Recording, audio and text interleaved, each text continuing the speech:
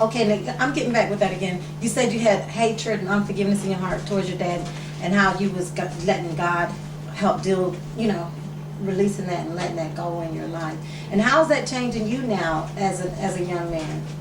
Well, Did the rebellion go away after you started letting the hate and everything go? yeah, it started turning me into a real man, actually, to do what I need to do, and can't really depend on him all the time, so, because that's what I was used to from coming up. So it really just changed my whole atmosphere and my lifestyle, how I live it now. So I'm just really about taking care of business and getting the job done.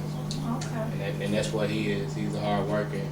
I don't see how he do it, but he get up early in the morning every day. Even when he's drunk and passed out, he's still able to make it to work. And that's like another inspiration from me, from him, that really inspired me to just get up and just go do it. Because if he can do it, I can do it. So. Oh, well, that is so great. I'm so glad to hear that, because what you did, Nate, you took your lemons and you're making them into lemonades. Yeah. And you're allowing the Lord to just take that hurt and that bitterness away, which was help in turn, causing that rebellion in your life.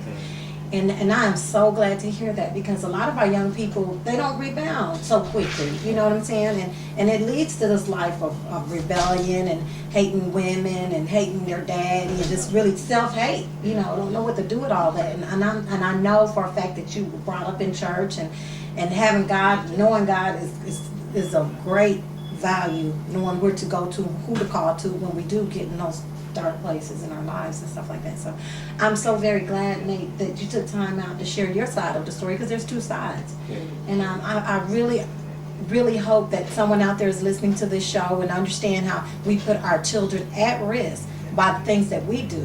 If we're the ones that's causing the torment and the turmoil in our house, then we need to stop, look, and listen, and work on these things and say, hey, you know what, this is not about me. These children didn't ask to come into this world. I need to see what I can do to make things better for myself and for my children's self. And if you are in a just outright abusive relationship or whatever, then that's something to think about too, maybe getting out, because even that is going to have an effect on your children, seeing the abuse.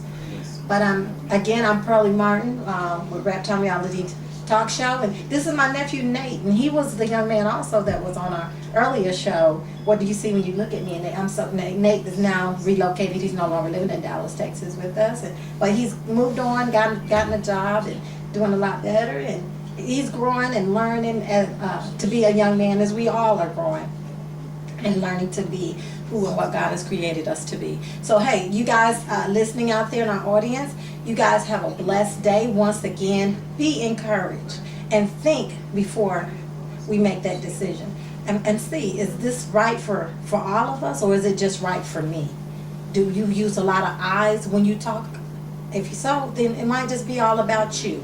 So hey, you guys, take some time out and give us a call if you want to be on the show, have an idea for a show.